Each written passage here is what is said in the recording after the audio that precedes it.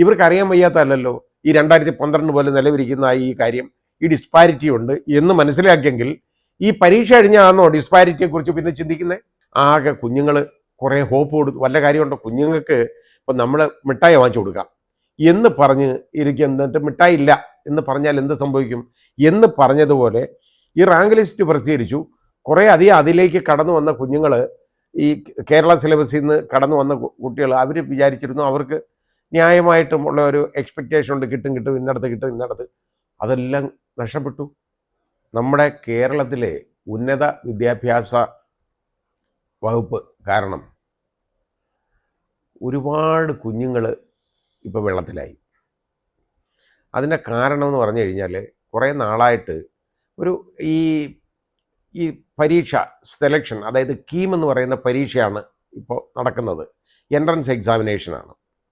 അത് എൻജിനീയറിങ്ങിനും മെഡിക്കൽ രംഗത്തേക്കും ഒക്കെ ഉള്ള ആ ഒരു കോമ്പറ്റേറ്റീവ് എക്സാമിനേഷനാണ്. അത് ഈ 12ാം ക്ലാസ് കഴിഞ്ഞ കുഞ്ഞുങ്ങൾ ഇതെഴുതും. അവർ വളരെ കഷ്ടപ്പെട്ട് ഒരുപാട് പണമൊക്കെ മുടക്കി പലപ്പോഴും ഇതേപോലുള്ള ഈ കേന്ദ്രങ്ങളിലൊക്കെ, അക്കാഡമിക് കേന്ദ്രങ്ങളിലൊക്കെ പോയി പഠിച്ച് അവർ അത്ര കഷ്ടപ്പെട്ടാണ് അവർ ഈ പരീക്ഷ എഴുതി ഇതിൻ്റെ റാങ്ക് ലിസ്റ്റ് വരും. അപ്പം നമുക്ക് യഥാർത്ഥത്തിൽ മെയിനായിട്ട് 2 സിലബസാണ് ഇവിടെ ഉള്ളത്. ഒന്ന് നമ്മുടെ സ്റ്റേറ്റ് സിലബസ്, അതായത് നമ്മുടെ കേരള സിലബസ് എന്ന് പറയും. രണ്ടാമത് CBSE, പിന്നെ മൂന്നാമത് ICSE. അത് വേറൊരെണ്ണമുണ്ട്, അത് കുറവാണ്. ഈ കൂടുതലുള്ളത് കേരള സിലബസും CBSE ആണ്. അതിൽ CBSE കഴിയും വളരെ കൂടുതലാണ് കേരള സിലബസിലേക്കുള്ള കുട്ടികൾ. അപ്പോൾ ഇവർ പലപ്പോഴും പരീക്ഷ എഴുതുമ്പോൾ വന്നേക്കുന്ന ഒരു കാര്യം ശ്രദ്ധയിൽപ്പെട്ടത്, ഈ CBSEയിലെ കുട്ടികൾക്ക്, പഠിക്കുന്ന കുട്ടികൾക്ക് ആ റാങ്ക് ലിസ്റ്റുകളിൽ കൂടുതൽ അവർ കടന്നു വരുന്നുണ്ട്. അതാണ് കാര്യം. കേരള സിലബസിലുള്ളവർ ഏതാണ്ട് അതിൻ്റെ ഒരു പകുതിയോളമേ കടന്നു വരാറുള്ളൂ. അപ്പോൾ ഇതൊരു ഡിസ്പാരിറ്റിയാണ് എന്ന് കരുതി ഒരു കാര്യം ചെയ്തു. ഇത് 2012 മുതൽ ഇങ്ങനെ ഇരിക്കുന്ന സിസ്റ്റമാണെന്ന്. ഇവർക്ക് 2012 മുതൽ ഉണ്ടെന്ന് അറിയാമല്ലോ. ഇത് അറിയാം. ഇത് കഴിഞ്ഞിട്ട് ഇപ്പോൾ കഴിഞ്ഞ പ്രാവശ്യം അതുപോലെ ഇപ്പോൾ ഈ കീം പരീക്ഷ നടത്തിയതിന് ശേഷം ഇവരൊരു തീരുമാനമെടുത്തു. പരീക്ഷ നടന്നതിന് ശേഷം ഈ റാങ്ക് ലിസ്റ്റ് പ്രസിദ്ധീകരിക്കേണ്ട സമയമായപ്പോൾ അവർ തീരുമാനമെടുത്തു. ഈ തമിഴ്നാട്ടിലൊരു മോഡലുണ്ട്. അവർ തമിഴ്നാട്ടിലെ മോഡൽ എന്ന് പറയുന്നത് ഒരു വെയിറ്റേജ് മാർക്ക് ഇവർക്ക് കൊടുക്കും. അതായത് അവിടുത്തെ സിലബസിലുള്ള CBSE കുട്ടികളെക്കാൾ ഉള്ള ഒരു രീതിയിലൊരു വെയിറ്റേജ് മാർക്ക് കൊടുത്തതിന് ശേഷം അവരെയും കൂടെ കൊണ്ടുവരുമ്പോൾ അവർക്ക് കുറച്ച് കൂടുതൽ കിട്ടും. എന്ന് പറഞ്ഞാൽ ഏതാണ്ട് CBSE കുട്ടികൾക്ക് കിട്ടുന്നത് പോലുള്ള ഒരു ആ റാങ്കിലെ സിസ്റ്റം ഇവർക്ക് കിട്ടും. അപ്പോൾ ഈ പരീക്ഷയൊക്കെ നടത്തി. ഇതിൻ്റെ പരീക്ഷയുടെ പ്രോസ്പെക്ടസിനകത്തുണ്ട്, പഴയ പ്രോസ്പെക്ടസ് തന്നെയാണ്, ഒരു വ്യത്യാസവും ഇല്ല. ഇതെല്ലാം കഴിഞ്ഞു, പരീക്ഷ കഴിഞ്ഞു, റാങ്ക് ലിസ്റ്റിൻ്റെ സമയമായപ്പം ഇങ്ങനെ ഒരു തീരുമാനം അങ്ങെടുത്തു. നമുക്ക് തമിഴ്നാട് മോഡൽ നമുക്ക് ശരിയാക്കാവുന്നത് അങ്ങെടുത്തു. ഈ തീരുമാനം എന്തെങ്കിലും കാര്യമുണ്ടോ? ഈ കുട്ടികൾ മുഴുവൻ പരീക്ഷ എഴുതത് ഇത് അറിഞ്ഞു വെച്ചോണ്ടാണ്. ഈ പ്രോസ്പെക്ടസിലെ നിയമങ്ങൾ, അതിൻ്റെ ചട്ടങ്ങൾ മനസ്സിലാക്കിയാണ് ഈ കുഞ്ഞുങ്ങളെല്ലാം പരീക്ഷ എഴുതിയത്.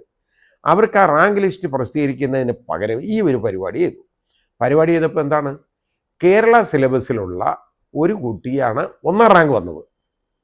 മിടുക്കനാണ്, അല്ലെങ്കിൽ അങ്ങനെ ഒരിക്കലും അങ്ങനെ 1ാം റാങ്ക് വരത്തില്ല. അപ്പോൾ ഇത് കഴിഞ്ഞപ്പോഴത്തേക്ക് വലിയ പ്രശ്നമായി. പ്രശ്നമെന്ന് പറഞ്ഞാൽ CBSE കുട്ടികൾ ഇതിനെ ചലഞ്ച് ചെയ്തെന്ന് പറഞ്ഞാൽ പ്രോസ്പെക്ടസിൽ ഇതുണ്ട്, പരീക്ഷ കഴിഞ്ഞതിന് ശേഷം ഈ നിയമം മാറ്റാൻ പാടില്ല. അതായത് കളി തുടങ്ങിയാൽ അതിന് ശേഷം കളി നിയമം മാറ്റാൻ പാടില്ല എന്നുള്ളതാണ്. അത് നമ്മുടെ അന്താരാഷ്ട്ര തലത്തിലുള്ള ഒരു നിയമം തന്നെയാണ്. ഒരു കളി തുടങ്ങി, ആ കളി തുടങ്ങിക്കഴിഞ്ഞതിന് ശേഷം കളിയുടെ നിയമം പാടാൻ പാടില്ല. അതിന് മുമ്പേ കാര്യം പറഞ്ഞോണം, അതില്ല. ഇവിടെ പരീക്ഷയ്ക്ക് മുമ്പ് പറഞ്ഞേക്കുന്ന കാര്യമല്ല പരീക്ഷ കഴിഞ്ഞതിന് ശേഷം റാങ്ക് ലിസ്റ്റിൻ്റെ സമയത്ത് വരുന്നത്. ഈ കുട്ടികൾ, CBSE കുട്ടികൾ ഇത് കുറേ പേര് ചലഞ്ച് ചെയ്തപ്പോൾ ഹൈക്കോടതിയുടെ സിംഗിൾ ബെഞ്ച് ആദ്യം ഇത് തന്നെ പറഞ്ഞു. അതായത് ഈ കളി തുടങ്ങിയതിന് ശേഷം കളി നിയമം മാറാൻ പാടില്ല എന്ന് പറഞ്ഞ പോലെ ഈ പ്രോസ്പെക്ടസിൽ ഇത് പറഞ്ഞതിന് ശേഷം പരീക്ഷയും കഴിഞ്ഞിട്ട് റാങ്ക് ലിസ്റ്റ് വരുന്ന ഉടനെ ഇതിൻ്റെ നിയമം മാറ്റാൻ പാടില്ല, ചെയ്തത് തെറ്റാണ് എന്ന് പറഞ്ഞ് ഇത് അവർ റദ്ദ് ചെയ്തിട്ട് 2ാമത് റാങ്ക് ലിസ്റ്റ് പ്രസിദ്ധീകരിക്കാൻ പറഞ്ഞു, ശരിയാക്കിയിട്ട്. എന്നാൽ അത് അന്നേരമെങ്കിലും ഇതങ്ങ് അത് ചെയ്തില്ല. അതിന് പകരം നേരെ ഡിവിഷൻ ബെഞ്ചിൽ കൊണ്ടുപോയി ഇപ്പോൾ ഏതാണ്ട് ശരിയാക്കി തരാമെന്നും പറഞ്ഞ് കൊണ്ടുപോയി. ഹൈക്കോടതിയുടെ ഡിവിഷൻ ബെഞ്ച് സിംഗിൾ ബെഞ്ചിൻ്റെ വിധി അതേപോലെ ശരിവെച്ചു. ഇതേ ന്യായം തന്നെ പറഞ്ഞുകൊണ്ടാണ് ശരിവെച്ചത്. അപ്പോൾ ഇത് എന്താണ് ഇതിൻ്റെ കാരണം, ഇത് എന്തിനാണ് ഇതിപ്പോൾ ചെയ്തു വെച്ചത് എന്ന് ചോദിച്ചാൽ ഈ പിള്ളേരെയൊക്കെ വലയ്ക്കാനാണ്. കാരണം ഇപ്പോൾ എന്താ, അപ്പം പറഞ്ഞു ഇനി ഡിവിഷൻ ബെഞ്ചിൻ്റെ കഴിഞ്ഞു, ഇനി എന്തായാലും SLP ആയിട്ട് പോകുന്നതിൽ വലിയ അർത്ഥമില്ല എന്ന് തോന്നിക്കാണും സുപ്രീം കോടതിയിൽ. അതുകൊണ്ട് പെട്ടെന്ന് തന്നെ ഇന്ന് തന്നെ റാങ്ക് ലിസ്റ്റ് പ്രസിദ്ധീകരിക്കുമെന്ന് പറഞ്ഞ് റാങ്ക് ലിസ്റ്റ് പ്രസിദ്ധീകരിച്ചു. അപ്പം നേരത്തെ കേരള സിലബസിലുള്ള 1ാം റാങ്കുകാരൻ ആ കുട്ടി എത്ര 7ാം റാങ്കിലേക്ക് കണ്ടു വന്നു. അതേപോലെ 5ാം റാങ്കിൽ നേരത്തെ ഉണ്ടായിരുന്ന CBSE-കാരനാണ് ഇതിൽ 1ാം റാങ്കിൽ വന്നത്. അപ്പോൾ ഇതൊരു വലിയ പ്രശ്നമായി. ആകെ കുഞ്ഞുങ്ങൾ കുറേ ഹോപ്പ് കൊടുത്തു. വല്ല കാര്യമുണ്ടോ? കുഞ്ഞുങ്ങൾക്ക് ഇപ്പം നമ്മൾ മിഠായി വാങ്ങിച്ചു കൊടുക്കാം എന്ന് പറഞ്ഞ് ഇരിക്കും, എന്നിട്ട് മിഠായി ഇല്ല എന്ന് പറഞ്ഞാൽ എന്ത് സംഭവിക്കും എന്ന് പറഞ്ഞതുപോലെ ഈ റാങ്ക് ലിസ്റ്റ് പ്രസിദ്ധീകരിച്ചു. കുറേ അധികം അതിലേക്ക് കടന്നു വന്ന കുഞ്ഞുങ്ങൾ, ഈ കേരള സിലബസിൽ നിന്ന് കടന്നു വന്ന കുട്ടികൾ, അവർ വിചാരിച്ചിരുന്നു അവർക്ക് ന്യായമായിട്ടുമുള്ള ഒരു എക്സ്പെക്റ്റേഷൻ ഉണ്ട്, കിട്ടും ഇന്നടത്ത്. അതെല്ലാം നഷ്ടപ്പെട്ടു. അത് വളരെ ബുദ്ധിമുട്ടല്ലേ? അപ്പോൾ വളരെ പ്രശ്നമായിട്ട് അങ്ങ് മാറിയത്. അപ്പോൾ ഇത് കുഞ്ഞുങ്ങളുടെ ഇടയിൽ വലിയ ബന്ധപ്പാടായി. ഇതൊക്കെ കുഞ്ഞുങ്ങളുടെയൊക്കെ മനസ്സ് തകർക്കുന്നതല്ലേ, അവരുടെ മനോധൈര്യത്തെ തകർക്കുന്നതല്ലേ ഈ സംഭവങ്ങളൊക്കെ. വല്ല കാര്യമുണ്ടോ? ഇവർക്കറിയാൻ വയ്യാത്തല്ലോ ഈ 2012 പോലെ നിലവിലിരിക്കുന്ന ഈ കാര്യം, ഈ ഡിസ്പാരിറ്റി ഉണ്ട് എന്ന് മനസ്സിലാക്കിയെങ്കിൽ ഈ പരീക്ഷ കഴിഞ്ഞാണോ ഡിസ്പാരിറ്റിയെക്കുറിച്ച് പിന്നെ ചിന്തിക്കുന്നത്? വല്ല കാര്യമുണ്ടോ? ഇതിന് മുമ്പേ തീരുമാനിച്ചതിന് ശേഷം ഇത് മാറ്റി കുഞ്ഞുങ്ങൾ പരീക്ഷയ്ക്ക് വന്നിരുന്നെങ്കിൽ ആർക്കും ചലഞ്ച് ചെയ്യാൻ പറ്റത്തില്ല, ഒരു കാര്യമില്ല. അതിന് പകരം ഇത് കൊണ്ടുവന്ന് ഈ വൃത്തികേടെല്ലാം കാണിച്ച് ഈ രംഗം മുഴുവൻ നശിപ്പിക്കുകയാണ്. അതാണ് ഇപ്പോൾ സംഭവിച്ചുകൊണ്ടിരിക്കുന്നത്. ഏതായാലും നമ്മുടെ ഉന്നത വിദ്യാഭ്യാസ വകുപ്പ് മന്ത്രിയുടെ കഴിവിനെ നമ്മൾ സമ്മതിച്ചേ പറ്റൂ. ഇപ്പോൾ ഇനി എന്താണ്, എന്നിട്ട് ഇവിടെ തീരുമോ? അപ്പോൾ കേരള സിലബസിൽ പഠിച്ച കുറേ കുഞ്ഞുങ്ങൾ അവർ സുപ്രീം കോടതിയിലേക്ക് പോകാനുള്ള തയ്യാറെടുപ്പിലാണ്. അതിനിടെ അഡ്മിഷൻ പ്രോസസ്സൊക്കെ ഇവിടെ സ്റ്റാർട്ട് ചെയ്യുന്നു. ഏതായാലും വരട്ടെ, നമുക്ക് കാത്തിരുന്ന് കാണാം.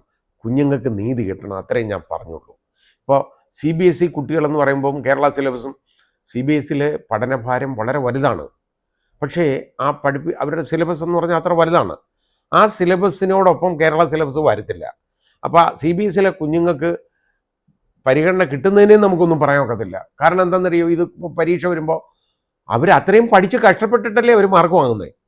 മറ്റവരത്രയും ഓടുന്നില്ല, ഇവർ ഒരുപാട് ഇന്ധനം നിറച്ച് ഓടുന്നുണ്ട്. അതാണ് പ്രശ്നം. അപ്പോൾ പക്ഷേ ഇത് രണ്ടും ഒന്ന് ഏകീകരിച്ച് കൊണ്ടുവരണം. ഒന്നാമത് സിലബസ് തന്നെ ഈ കേരള സിലബസ് തന്നെ കുറേ കൂടെ, അതായത് CBSE സിലബസുമായിട്ട് ബന്ധപ്പെടുന്ന രീതിയിൽ ആക്കി കഴിഞ്ഞാൽ ഈ പ്രശ്നം തീരും. ആ കുഞ്ഞുങ്ങൾ കഴിവില്ലാത്തവരൊന്നുമല്ല, കഴിവുള്ളവർ തന്നെയാണ്, മിടുക്കർ തന്നെയാണ്. പക്ഷേ അവർക്ക് ആ രീതിയിലേക്ക് അവരെ കൊണ്ടുവരണം. അതാണ് ചെയ്യേണ്ടത്. അല്ലാതെ ഈ സമയമാകുമ്പോൾ കളി തുടങ്ങിയതിന് ശേഷം മാറ്റുന്നതല്ല ചെയ്യേണ്ടത്.